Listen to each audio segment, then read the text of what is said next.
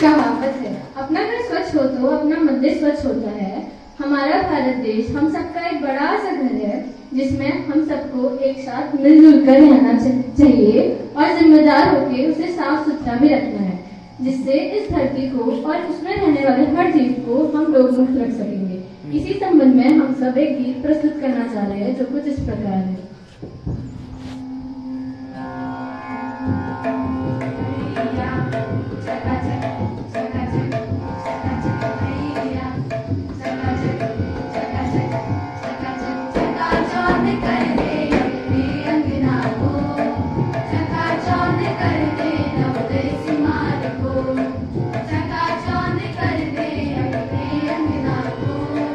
चकाचौंध कर दे नव देश मार को।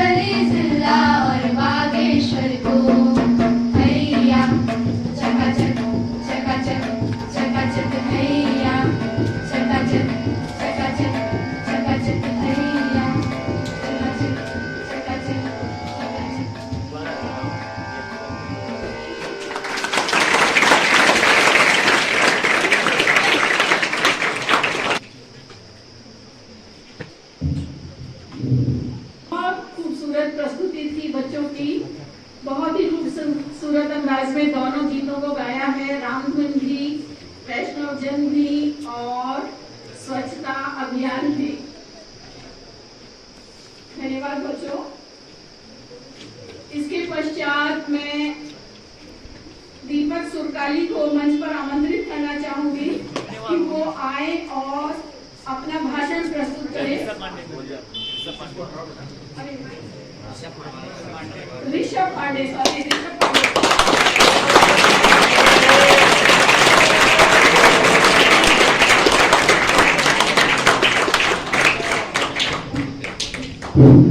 Good morning, respected principal sir.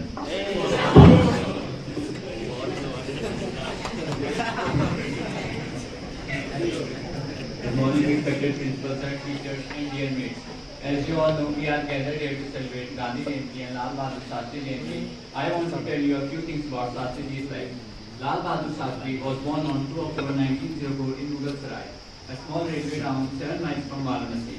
His father, Sharda Prasad Srivastava, was a school teacher and died when Lal Bahadur Shastri was around 1.5 years old. His mother, Ram Dulari Devi, was like an ordinary woman, but had an extraordinary impact in his life. As he grew up, he became more interested in country struggle from foreign youth. He was highly impressed by Mahatma Gandhi's reunification of Indian princes for their support of British rule in India. At the age of 16, he joined Gandhiji in the non-cooperation movement. He decided at once to give up his studies in response to Mahatma's call. This decision shattered his mother's soul. The family cannot dissuade him from what they thought was a disastrous course of action, but Shastri had made up his mind. When the Congress came to power after independence, the sterling worth of the apparently meek and unassuming Shastri had already been recognized by the leader of the national struggle, Mahatma Gandhi. Once he resigned his post as Minister for Railways because he felt responsible for a railway accident in which many lives were lost. Pandit Nehru, speaking in Parliament on this incident, told Shastri's integrity and high ideas. He said he was accepting the resignation because it would set an example in constitutional propriety and not because Shastri was in any way responsible for what had happened. Replying to long debate on the railway accident, Shastri said, "Perhaps due to my being small size and soft tongue, people are apt to believe that I am not able to be very firm. Though not physically strong, I think I am internally not so weak." More than 30 years of dedicated service were behind Shastri. In course of this period, he came to be known as man of great integrity and competence, humble, tolerant, with great inner strength and resoluteness. He was a man of the people who understood their language. He was also a man of vision who led the country towards progress. Shastri was deeply influenced by the political teaching of Mahatma Gandhi. He passed away on January 11, 1966. He was in Tashkent, Uzbekistan, where he signed the peace agreement between India and Pakistan, named the Tashkent Declaration. After signing the treaty, Shastri was mysteriously passed away in Tashkent. It was said that he was passed away due to heart attack. I want to end my speech by one of his famous quotes: "Let no day pass by without you working toward realizing your dream." Thank you.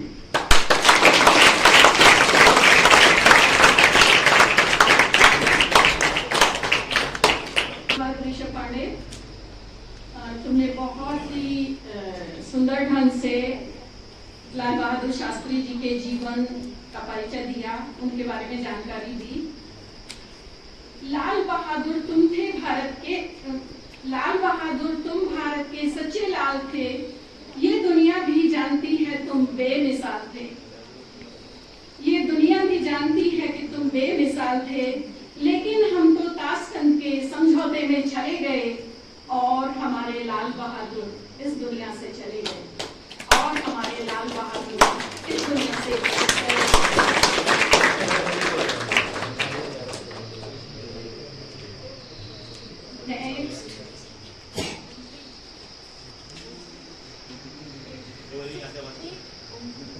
Next मैं मंच पर अंजलि फरसान को आमंत्रित करना चाहती हूँ, वो आए और अपनी कविता प्रस्तुत करें। आदरणीय प्रधानाचार्य महोदय, शिक्षकगण एवं मेरे सहपाठी और प्रिय भाइयों, सुप्रभात। आप सभी को गांधी एवं शास्त्री जयंती की हार्दिक शुभकामनाएं। मैं अंजलि फरसान कक्षा 10 की छात्रा आप सभी के समक्ष एक छोटी सी कविता प्रस्तुत करना चाहती हूँ, जो कि कुछ इस प्रकार है। लाल बहादुर शास्त्री भारत की शान, नारा दिया जिसने जय जवान जय किसान। पर से अर्ज का सफर कहाँ था आसान, पर तुम कभी ना हुए सबसे बड़े। काश बख्शेपुर तुम्हारी महसूमत मौत न हुई होती, तो वर्तमान भारत की धरती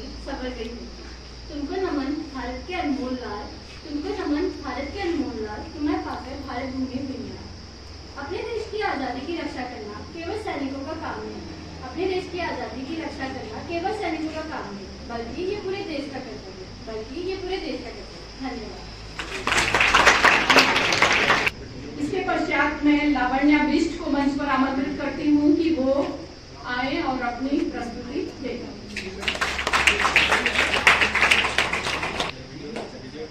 Honorable Principal Sir, respected teachers, my seniors and my colleagues present here. First of all, a very warm and fresh good morning to you all. First of all, I would like to wish you a happy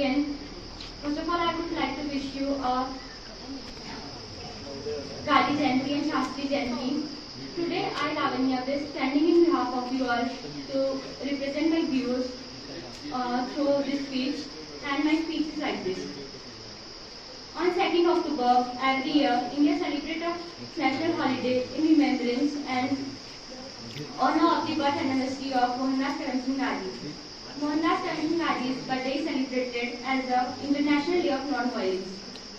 On the occasion of Gandhi Jayanti, multiple events like poster making, campaigns, rallies, and speeches are organized. He devoted his life to relentlessly working towards spreading awareness about the importance of equality, peace, and harmony in brotherhood. Gandhiji says that happiness is when what you think, what you say, and what you do are in harmony. His principle and values still hold great value, and people consider it as an important and right path to choose and follow. And these ideas were spread through his philosophy, lectures, writers as well as artists. Today, as we go about our life, let's remember and honor his philosophy by treating people with respect and equality without any prejudices and not conform to violence even at our worst. Let's lead a life with peace by following the path of non-violence. At last, I want to say a thought of Gandhiji. The best way to find yourself is to lose yourself in the service of others. Thank you and have an auspicious day.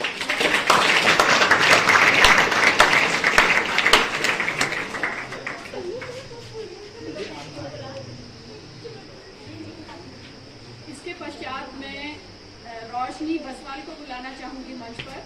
वो आए।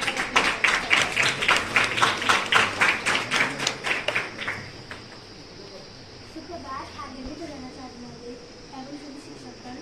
सबसे पहले मैं आप सभी को गांधी जयंती और लाल बहादुर शास्त्री जयंती की हार्दिक शुभकामनाएं देना चाहता हूँ। तो इसी उपलक्ष्य में आज मैं आपसे एक सामने कविता प्रस्तुत करना चाहती हूँ, जो कि कुछ इस प्रकार है। धोती वाले बाबा की एक ऐसी लड़ाई थी, न गोले बरसाए उसने न बंदूक चलाई थी, सबकी अहिंसा के बल पर दुश्मन को दूर चटाई थी। खादी मेरी जान है, कर्मी मेरी पूजा है, सच्चा मेरा कर्म है, हिंदुस्तान मेरी जान है। मन की ताकत से ही उसने रोका है तूफान को। हम श्रद्धा से याद करेंगे बापू के बलिदान, हम श्रद्धा से याद करेंगे बापू के बलिदान। धन्यवाद।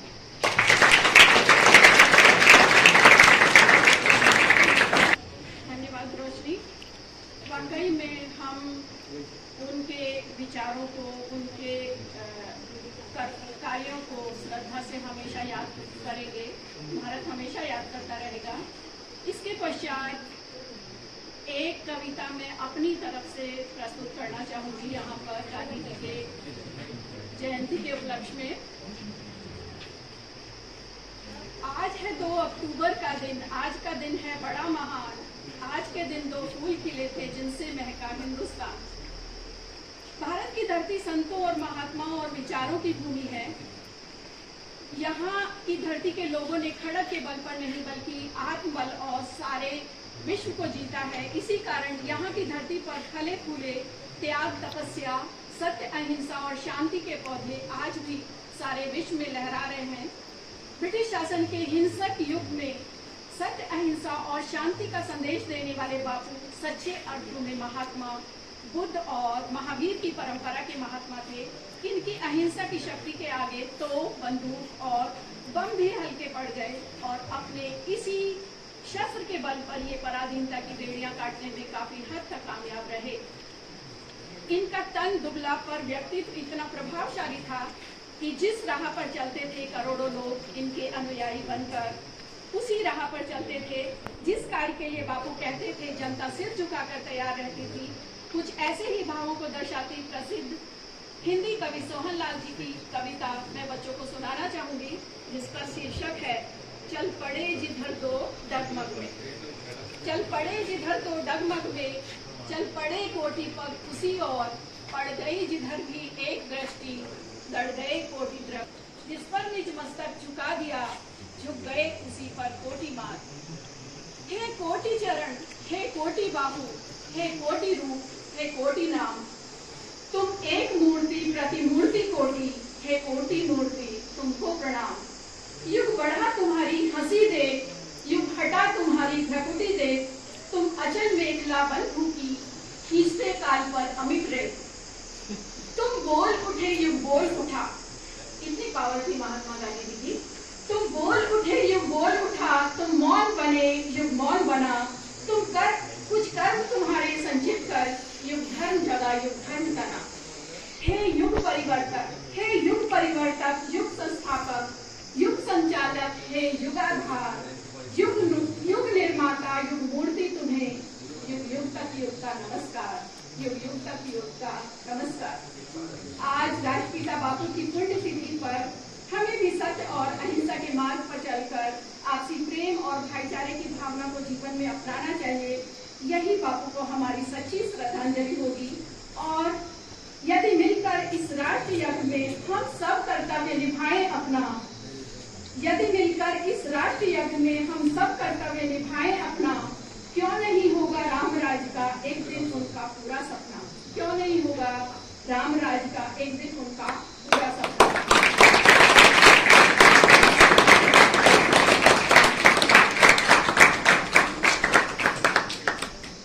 इसके पश्चात मैं अपने सभी शिक्षक साथियों से निवेदन करती हूँ कि उनमें से जो भी आकर के बोलना चाहें वो गांधी जी के बारे में, शास्त्री जी के बारे में अपने विचार रख सकते हैं।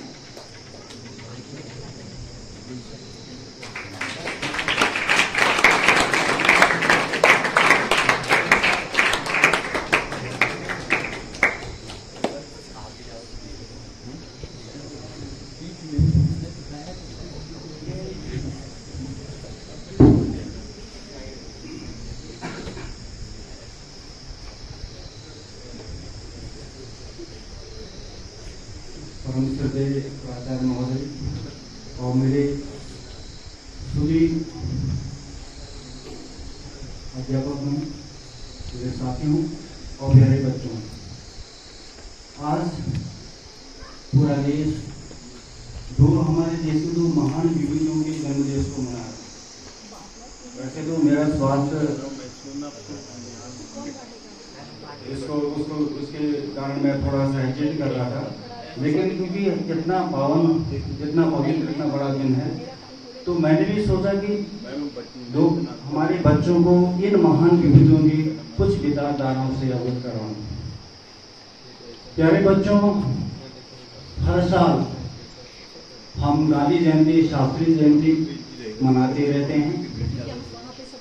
किसी भी सेलिब्रेशन का, किसी भी दिवस को मनाने का, त्योहार का बहुत बड़ा महत्व होता है। इसको मनाने के पीछे बहुत सारे चीज़ें होती है, जिसमें एक सबसे बड़ी चीज़ें हैं कि उनके कृतित्व, उनके जीवन से हमें शिक्षा लेना। गांधी जी और शास्त्री जी के बारे में हमारे प्यारे बच्चों ने और मैडम ने आप लोगों को बहुत सारे जो है जानकारी दी है। मैं इन दो महान विभूति के दो बातों की ओर आप लोगों का ध्यान करना चाहूँगा और ये हमारे लिए सीख भी है।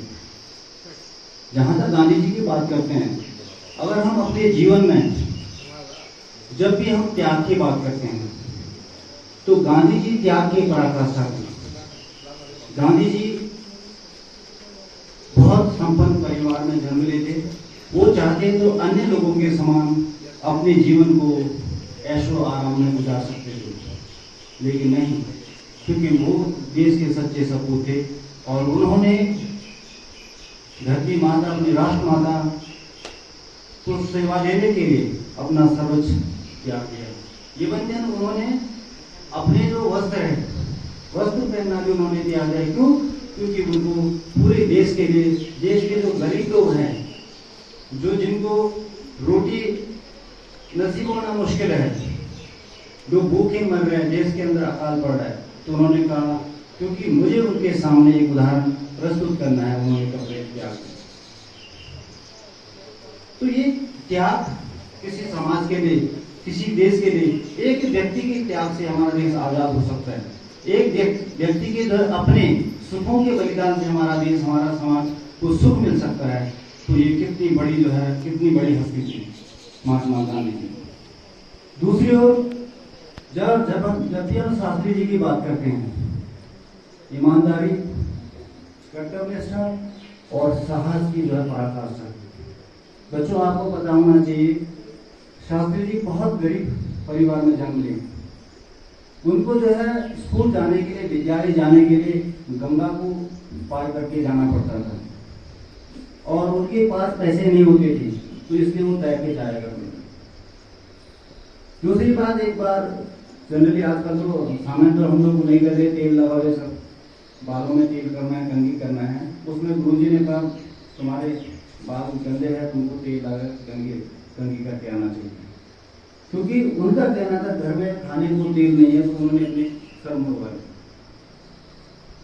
उतने मुफलिसी में, इतनी गरीबी में साहस करते हुए वो आगे बढ़े, खड़े हुए और देश के प्रधानमंत्री बने। और मजेदार बात और शिक्षा वाली बात, इतने मुफलिसी में जीता है, उसके लिए पैसा और वैभव के हवस पैदा हो जाती है, लेकिन उनके अंदर ये नहीं है। हमेशा जो है उन्होंने अपने जो उनकी स्थिति थी प्रारंभ में, उसको अपने जीवन के अगले लक्ष्य के लिए एक प्रेरणा के रूप में लिया। कभी भी वो जो है फर्स्ट क्लास में उन्होंने सफल किया प्रधानमंत्री बनने के बाद। लोग कहते हैं उनके बच्चे जो है फर्स्ट क्लास में सफल ट्रेन में, तो बोलते थे आप तो सेकंड क्लास में चलते हैं। तो उन्होंने कहा क्योंकि वो उसका प्रारब्ध है, वो एक प्रधानमंत्री का बेटे हैं, इसलिए वो कर सकते हैं, लेकिन मैं एक किसान का बेटा हूँ। और जब मैडम ने कहा कि ताशकंद में समझो के गए थे, उनकी डेथ वहीं हो गई थी।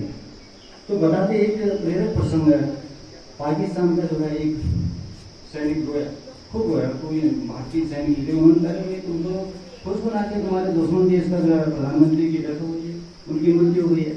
तो उनका कहना था मैं इस बात के लिए नहीं रो रहा हूँ कि जो है भारत के प्रधानमंत्री की मृत्यु हो गई है, मैं इस बात के लिए रो रहा हूँ कि ऐसे ही प्रधानमंत्री पाकिस्तान में नहीं रह रहे। तो ऐसे थे।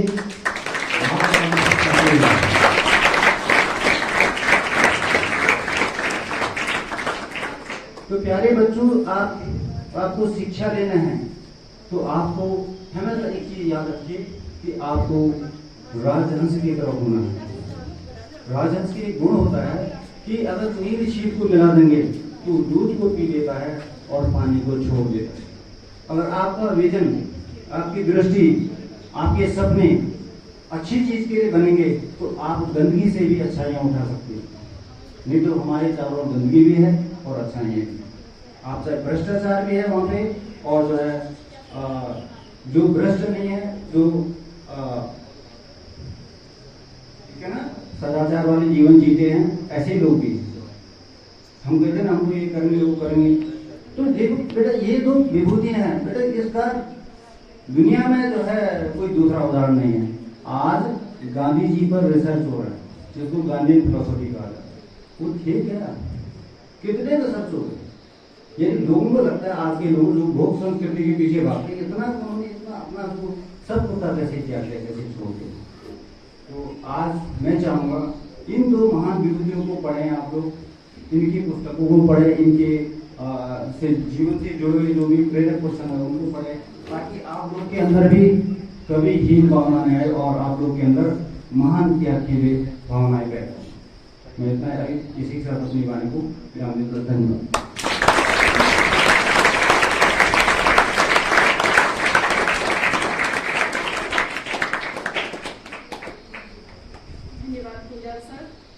आपने गांधी जी के बारे में कई बातें बताई हैं,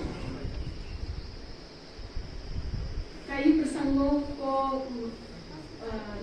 चर्चा किया है तो एक प्रसंग मुझे भी याद आ गया लाल बहादुर शास्त्री जी के बारे में। लाल बहादुर शास्त्री जी के बच्चे महादेवी वर्मा जब कुलपति थी उनके विद्यालय में पढ़ते थे, और ये तो सर बताए गए हैं कि वो बहुत गरीब परिवार से थे। तो वहाँ पे बच्चे पढ़ते थे तो दूसरे बच्चे लोग स्कूल का जैसे तुम लोग अपनी प्लेटें वगैरह धोते हो, बर्तन वगैरह भी वहाँ पे मैस में साफ किया करते थे उस जमाने में बच्चे। तो महादेवी वर्मा ने उनके बच्चों को मना कर दिया था, उनकी लड़कियों को, कि भाई उनसे मत कराइएगा। तो लाल बहादुर शास्त्री खुद मतलब विद्यालय गए और उन्होंने बोला जब दूसरे बच्चे करते हैं तो मेरे बच्चे क्यों नहीं करेंगे। मैम आप भेदभाव मत कीजिए, जैसे दूसरे बच्चे काम करते हैं मेरे बच्चों से भी उसी तरह से काम कराइए। और जब वो उनकी डेथ हुई थी तब 900 रुपए उनके ऊपर उधार थे, ये मैंने कहीं पढ़ा है। तो इतने बड़े पद पर होने के बावजूद, भारत का प्रधानमंत्री होने के बावजूद उन्होंने किसी टाइप का कोई लालच नहीं किया और धन एकत्रित करने की कोई उनकी मंशा कभी नहीं रही। और जब हमारे देश में धन की अन्न की कमी थी, अमेरिका से अनाज आता था हमारे यहाँ, तो वो लोग सड़ा गला अनाज भेजते थे। तो उन्होंने बोला कि हम नहीं लेंगे ऐसा अनाज, कि इससे अच्छा हम नहीं दे सकते, अमेरिका ने बोला। तो उन्होंने बोला कि ठीक है नहीं दोगे। तो अपने देश में उन्होंने एक दिन सबको उपवास करने के लिए बोला, और उस वक्त हमारे यहाँ इतना अन्न पैदा नहीं होता था कि क्या कारण था। तो उसके बावजूद उन्होंने एक दिन सबको उपवास करने के लिए बोला और खुद 2-2, 3-3 दिन उपवास करके और देश को मतलब सेल्फ डिपेंड बनाया। और तभी उन्होंने जय जवान जय किसान का नारा भी दिया था। तो इसके पश्चात कोई और आना चाहेगा? पुष्पेंद्र सर। तो इसके पश्चात मैं प्राचार्य महोदय को आमंत्रित करना चाहूंगी कि वो आए और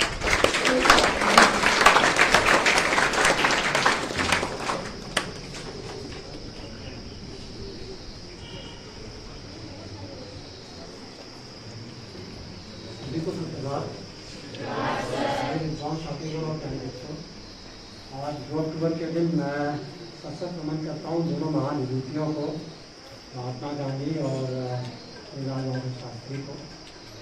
बहुत सारी बातें इनके बारे में हो गई हैं और मैं सोचता हूँ कि ज़्यादा उचित रहेगा कि मैं आपके बारे में बातचीत करूँ। इस कार्यक्रम का आयोजन यहाँ पे किया है आप लोगों ने, और आप लोगों ने प्रस्तुतियाँ यहाँ पे आके दी हैं। एकल प्रस्तुति भी दी है, बच्चों ने जो है महात्मा गांधी के बारे में, लाल बहादुर शास्त्री के बारे में जानकारियाँ दी हैं, आपने कविताएं प्रस्तुत की हैं और आपने भजन भी प्रस्तुत किए हैं। तो मेरे लिए तो ये सब नया अनुभव है और मैं बहुत लंबे समय से ये अपेक्षा कर रहा था कि कब कुछ इस तरह का कार्यक्रम हो कि मैं नवोदय विद्यालय बागेश्वर के बच्चों की प्रतिभाओं को देख सकूँ। हमारे नवोदय के साथ जो है कुछ कार्यक्रम जुड़े रहते हैं जिसमें कि आप भाग लेते होंगे। जैसे कि कार्यक्रम होते हैं पेज सेटिंग के, जिसमें कि हम ये मान के चलते हैं कि हमारा जो विद्यालय है वो पूरे जिले के लिए एक आदर्श बने।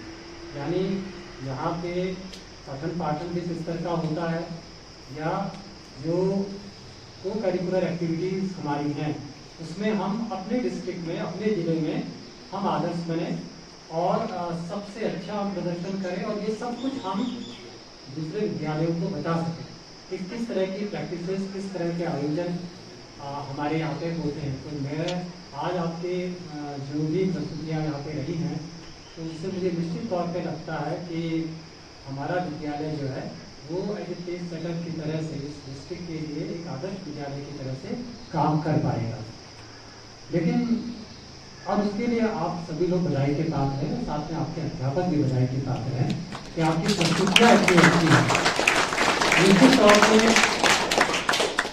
जो आप यहाँ पे प्रस्तुत करते हैं उसको कई बार सीधे डायरेक्टली और कई बार इनडायरेक्टली भी आप अपने अध्यापकों से सीखते हैं। म्यूजिक का कोई कार्यक्रम है तो सीधे आपको सीखना पड़ता है और कोई दूसरे कार्यक्रम है तो जब भी आपके अध्यापकों की यहाँ पे प्रस्तुतियाँ होती हैं तो इनडायरेक्टली आप सीखते हैं, तो इसीलिए वो सब बधाई के पात्र है। और मैं अपेक्षा करता हूँ कि जो स्तर आप लोगों ने यहाँ पे मेंटेन किया है उस स्तर को आप बढ़ाते चले जाएं।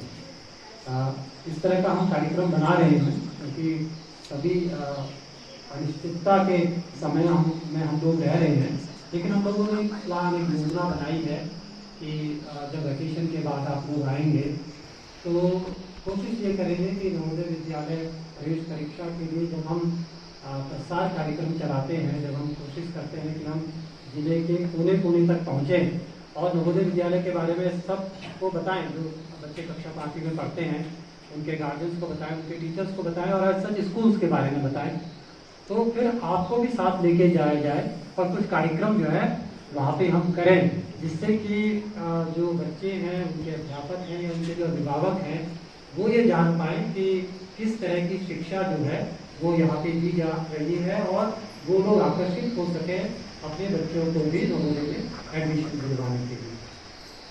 और शिक्षा आप लोगों से करता हूँ कि जब ये कार्यक्रम जो है समाप्त होगा तो सभी चीज़ों को वापस जो है अपने स्थान पे रखने का काम जो है वो हाउस करेंगे, जिस हाउस की ड्यूटी है। क्योंकि सुबह मैंने देखा कि जैसी मॉर्निंग रोल कॉल हुई थी तो हाउस मास्टर और एसोसिएट हाउस मास्टर्स ने जो है तुरंत बच्चों को यहाँ पे भेजा, अपने साथियों को यहाँ पे भेजा, जिससे कि कार्यक्रम जो है हमारा अच्छी तरह से हो सके। जब हम गांधी जी के बारे में और लाल बहादुर शास्त्री जी के बारे में बात करते हैं तो शायद आज से 10 साल पहले मैंने एक समाचार पत्र में याद नहीं कर पाता हूँ कि अंग्रेजी का था या हिंदी का था, ये मैंने पढ़ा था कि हमारे देश में अब रोल मॉडल्स की कमी हो गई है। यानी हमारे पास वो नेतृत्व नहीं है जिसके पीछे सब लोग जा सकें। हमारे पास ऐसे नेता नहीं है किसी भी क्षेत्र में, मैं राजनेताओं के बारे में बात नहीं कर रहा हूँ, ऐसे क्षेत्र में हमारे पास नेता नहीं है जिनका अनुसरण जो है देश के बाकी लोग कर सके। इस तरह के चरित्र हमारे पास नहीं है, उस चरित्र की कमी हो गई है। अगर हम भारत के परिप्रेक्ष्य में कहें, अपने देश के परिप्रेक्ष्य में कहें तो अपने देश में, और अगर हम पूरे विश्व के बारे में बात करें तो शायद हमें इस तरह के चरित्र नहीं मिल पा रहे थे जिनके पीछे जो है पूरा का पूरा जनमानस जो है वो जा सके। तो ये क्या कारण हो सकता है? उस समाचार पत्र के उस एडिटोरियल में, उस संपादकीय में वो बात लिखी गई थी। लेकिन जब महात्मा गांधी के बारे में बात करते हैं तो मैं पाता हूँ कि आप उत्तर भारत में चले जाइए, देश के दूर उत्तर में चले जाइए, आपको वहाँ पे कोई गांधी मिलता है, वहाँ पे ऐसा कोई चरित्र मिलता है जिसको कि उस इलाके का गांधी कहा जाता हो। और पूर्व से आप पश्चिम की तरफ चले जाएं तो आपको अब्दुल गफ्फार खान भी मिलते हैं जो भी उस इलाके के गांधी थे।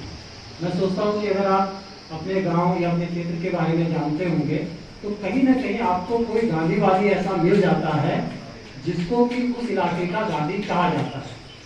तो ये उनके चरित्र का प्रभाव था, उनके व्यक्तित्व का प्रभाव था कि हमारे देश के हर हिस्से में गांधीवादी थे, गांधी विचारधारा को मानने वाले थे और सभी लोग उससे प्रभावित थे। शायद मैं भूल जाऊँ, शायद ये विंस्टन चर्चिल ने या राष्ट्रीय ने ये बात कही थी कि आने वाली जनरेशन जो है वो इस बात पे विश्वास नहीं करेंगी कि एक ऐसा चरित्र भी था जो केवल एक कपड़ा शरीर पे पहनता था, उसके पास एक लाठी होती थी और उसने उन अंग्रेजों को ज्यादातर देशों से, भारत की बात छोड़िए क्योंकि जब भारत में ये आंदोलन शुरू हुआ स्वतंत्रता का, उसके बाद दुनिया के कई देश थे जिनमें ये आंदोलन प्रारंभ हुआ और आने वाले 20-25 वर्षों में अंग्रेजों को वहां से जाना पड़ा। तो उन्होंने कहा कि उस अंग्रेजी राज्य को उन्होंने हराया जिस अंग्रेजी राज्य के लिए कहा जाता था कि उनके यहाँ कभी सूर्य अस्त नहीं होता था। यानी पूर्व से लेकर पश्चिम तक के सभी क्षेत्रों में अंग्रेजों का अधिकार था और हर समय ऐसा हुआ करता था किसी भी समय में कि सूर्य उपस्थित रहता था। तो उस शक्ति को दूर कर, उस शक्ति को भगाने के लिए एक ऐसा व्यक्ति जिसने आप कहते हैं कि हथियारों का उपयोग नहीं किया, तो वो व्यक्तित्व जो है हमारे लिए अनुकरणीय है। हम सीखें, क्या सीख सकते हैं हम लोगों के लिए? हम जिस भी स्तर पे हैं, हम चाहे अध्यापक हों, हम चाहे विद्यार्थी हों, घर में हैं तो आप अपने परिवार में अपने बेटे हो सकते हैं, बेटी हो सकते हैं, हम सभी के लिए कुछ ना कुछ कार्य नियत है, कुछ ना कुछ हम लोगों के लिए ऐसी बातें हैं जो हमारे लिए तय हैं, हमसे अपेक्षा की जाती है कि हम करें। आप एक बार तो नवोदय विद्यालय के लिए छोड़ दीजिए, जहाँ सुबह 6 बजे से लेकर रात तक आपके पास बहुत सारी बातें की जाती हैं, बट हमारी जो भी स्थिति है, हमारी जो भी स्थिति है हमारे घरों में, उसमें हमसे अपेक्षा किया जाता है कि हमारी कुछ जिम्मेदारियां जिनका हम निर्वाह करें।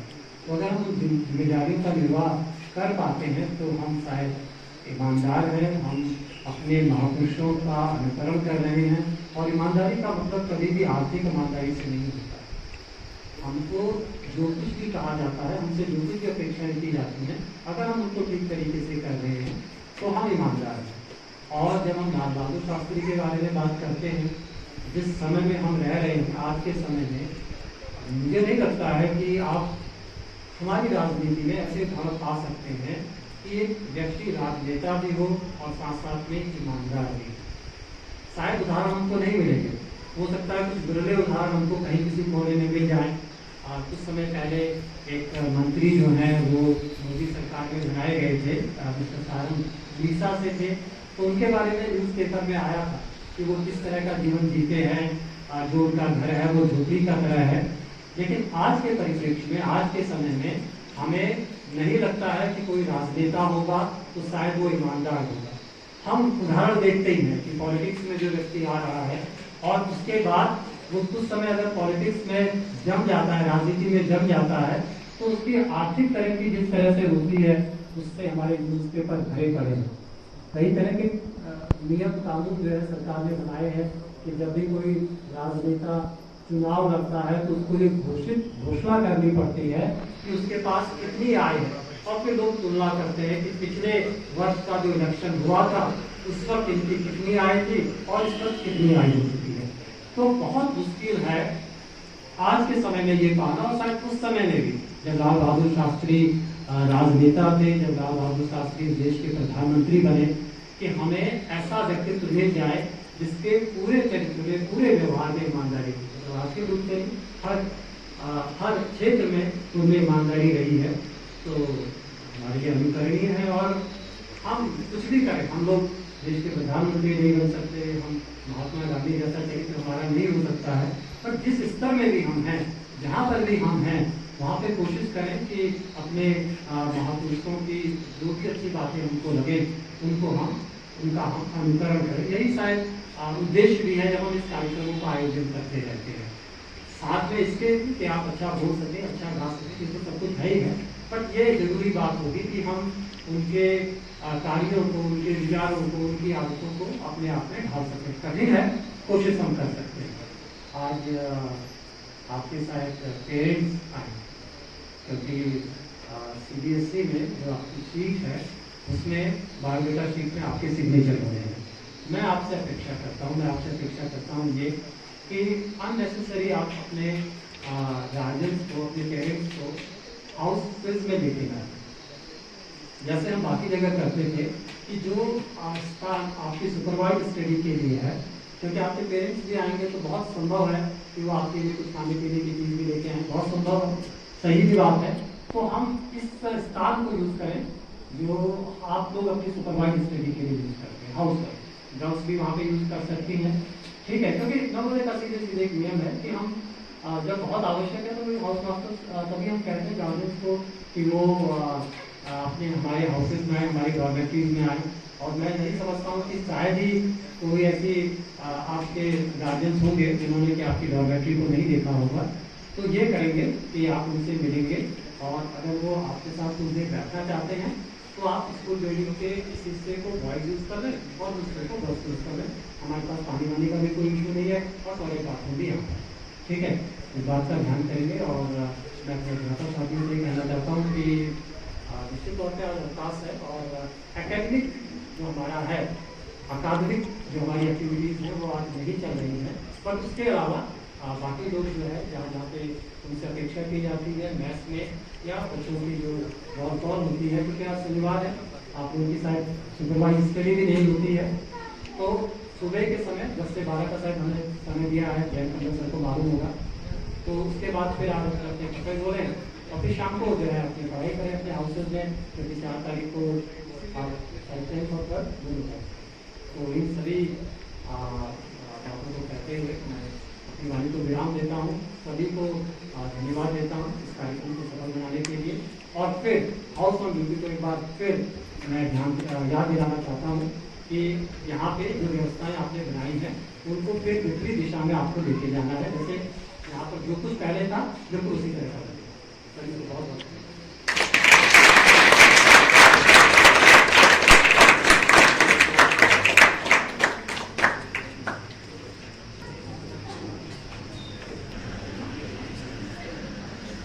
धन्यवाद सर। आपने बहुत ही खूबसूरत अंदाज में अपने विचारों को व्यक्त किया है और मैं समझती हूँ कि बच्चे इससे बहुत लाभान्वित हुए होंगे। और जहाँ तक मैं उम्मीद करती हूँ कि बच्चे थोड़ा गांधी जी के विचारों को, जैसा कि सर ने कहा है, अपने जीवन में अपनाने की कोशिश करें। हम कठिन तो बहुत होता है, लेकिन उसको थोड़ा जीवन में अगर सच्चाई की राह पर, अगर ईमानदारी की राह पे चलोगे और अगर सही कार्यों को करोगे तो जीवन में सफल भी होगे। तो इस कार्यक्रम के अंत में, जग में कोई जिया है तो बापू तू ही जिया, तूने वतन की राह पर सब कुछ लुटा दिया, मांगा न कोई तख्त न तो ताज ही लिया, अमृत दिया सभी को मगर खुद जहर पिया, जिस दिन तेरी चिता जली रोया था महाकाल, साबरमती के संत तूने कर दिया कमाल। भले ही गांधी जी आज हमारे बीच न हो, पर वसुधैव कुटुंबकम की भावना मन में रखने वाले, मानवता पर समर्पित भारतीय राजनीति के अलौकिक सितारे गांधी जी युगों युगों तक भारत ही नहीं विश्व के लोगों के दिलों पर एक छत्र राज करते रहेंगे। भारत माँ को अपने इस महान सपूत पर हमेशा गर्व रहेगा। आओ आज हम सब मिलकर शपथ लें कि उनके पचिनों पर चलकर उनका रामराज का सपना साकार करें। बापू तुम लड़कपन के लड़कपन, तुम जवानों की जवानी, सिर्फ दिल्ली ही नहीं हर दिल था तुम्हारी राजधानी, प्यार वह अब भी न कम है, हम तुम्हें मरने न देंगे, जब तलक जिंदा कलम है हम तुम्हें मरने न देंगे। तो इसी के साथ आज का कार्यक्रम समाप्त होता है।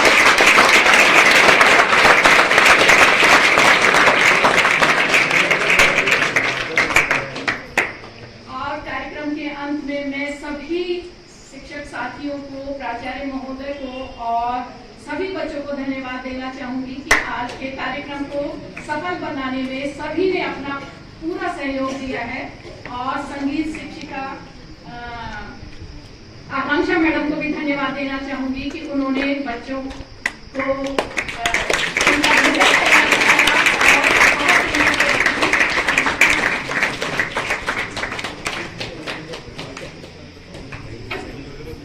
तो अब तुम लोगों के लिए प्राचार्य महोदय ने मिठाई का भी अरेंजमेंट किया है।